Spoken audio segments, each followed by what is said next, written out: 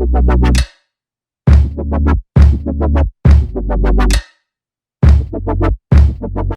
tout le monde, j'espère que vous allez bien. On se retrouve cette semaine pour parler de la DME. C'est quoi la DME? C'est la diversification menée par l'enfant.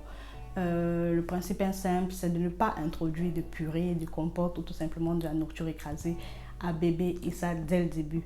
Donc il faudra introduire des aliments en morceaux à bébé de la taille de son poing, pas trop dur, pas trop mou, et le laisser découvrir l'aliment et manger tout seul. À quel âge on commence la DME?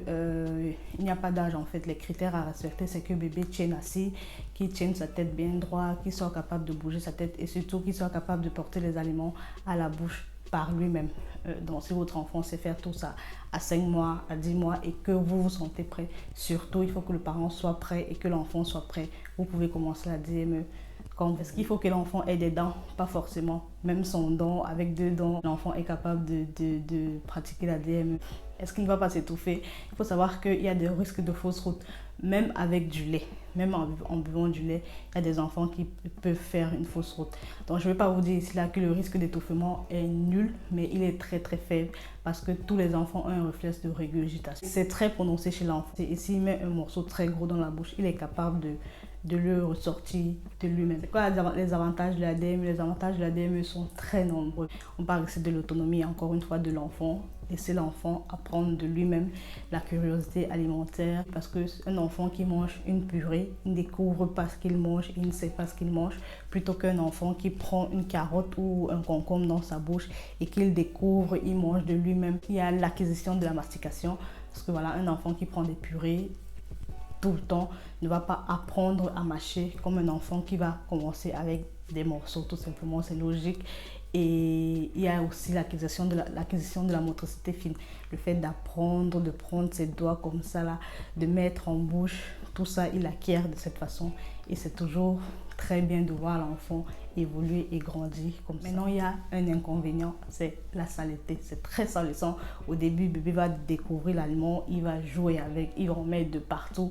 Donc si vous êtes un parent qui n'aimait pas la saleté, qui n'a pas de patience ou qui tient à ses meubles et à son sol, il va vous falloir beaucoup de patience. Mais bon, ce n'est rien à côté du développement de l'enfant. Donc j'ai fait un bref résumé, je vais vous parler de notre expérience. Coco et moi, on n'a pas commencé la DME tout de suite directement. Si vous nous suivez, j'avais fait une vidéo sur la diversification alimentaire. Je vous mets peut-être la vidéo quelque part ici et que je vous montrais comment je préparais ces purées et comment elles étaient diversifiées. Pourquoi je n'ai pas commencé dès le départ? Pas parce que je n'avais pas confiance en mon enfant, parce qu'il faut avoir confiance en son enfant. Pas parce que je n'étais pas informée, mais tout simplement parce que je n'avais pas confiance en moi et j'avais peur. Je suis en train de vous dire, il ne faut pas avoir peur, il faut faire confiance à son enfant. Mais honnêtement, moi, je ne me sentais pas capable, je ne me sentais pas prête. J'avais peur.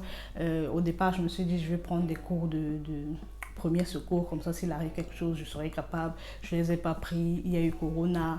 Et il faut savoir que moi aussi, j'ai commencé la diversification très tôt, à 4 mois, donc je ne me sentais pas prête du tout. Mais j'avais toujours en tête de vouloir tester cette méthode. Je n'étais pas tranquille. Plus on avançait, plus je me faisais confiance. Et du jour au lendemain, j'ai introduit un morceau à Coco, 2 morceaux. Et j'ai vu comment il se débrouillait. J'ai vu comment ça allait très bien. J'ai vu comment il mâchouillait, il se débrouillait bien. Et il m'a beaucoup aidé parce que du jour au lendemain, il a refusé catégoriquement les purées. Et c'est là que je me suis dit, nous sommes prêts, allons-y. Et aujourd'hui, ça fait plus ou moins 2 mois qu'on a adopté la DME. Donc comment ça se passe si vous me suivez sur Instagram? Je montre souvent ses repas. Dans le matin, je lui donne un bout de pain, il a toujours son lait. À midi, il mange comme nous et ça c'est aussi un très grand avantage. L'enfant, les moments de partage, l'enfant mange comme vous, il voit qu'il n'est pas une personne différente. Voilà, et le soir pareil. Maintenant, l'inconvénient aussi de mon côté, c'est qu'on ne peut pas quantifier la quantité d'aliments que l'enfant mange. Maintenant, c'est comme l'allaitement. Si vous avez allaité, vous ne pouvez pas dire quelle quantité votre enfant a bu. Vous ne pouvez pas dire qu'il a bu 150, vous ne pouvez pas dire qu'il a bu 200. C'est exactement pareil de ce côté. Je ne peux pas dire que mon enfant a mangé 150 grammes ou je ne peux pas dire qu'il a mangé 300 grammes. Je suis incapable de quantifier. Et pas que ça me dérange, mais c'est que après une heure et demie, il réclame toujours à manger, il a toujours faim. Et au début, ça me disait, mais tu peux pas manger 1h30, tu peux pas manger toutes les 2 heures. La société dit qu'il faut avoir 3-4 repas par jour. Mais au final, comme vous savez, j'écoute mon enfant, donc même s'il veut manger 30 minutes après ou s'il veut manger 1 heure après, je le complète avec du lait. Il ne faut pas avoir le lait à tous les repas, mais c'est comme ça que nous fonctionnons. Je ne dis pas que c'est la meilleure méthode à faire, mais c'est ce que nous faisons. Je reçois souvent des messages sur Instagram pour me dire, mais il a quel âge? Il mange tellement bien, il marche tellement bien, comment il fait pour se débrouiller? Je pense que c'est tout simplement, ça vient tout simplement tout seul. Les études avaient démontré que lorsqu'on commençait avec des purées, le réflexe de régurgitation diminuait fortement. Mais moi ici avec mon fils, j'ai pas vu ça. J'ai commencé avec des purées et ici on fait la DME. Et quand il y a des morceaux trop gros qui vont dans sa bouche, il régurgite, il recrache lui-même. Et il faut être zen, il ne faut pas paniquer. Et c'est comme ça que moi, ça se passe très bien. Et ça se passe tellement bien que si j'ai un autre enfant demain, je commencerai très tôt parce que là, j'ai un peu pris confiance en moi. Je pense que j'ai fait le tour. Dites-moi si vous aviez déjà entendu parler des ADME, si vous trouvez ça intéressant, si vous allez pratiquer avec votre enfant, si vous l'avez déjà pratiqué, ou si vous êtes plutôt non, ça ne m'intéresse pas, j'ai trop peur de l'étouffement.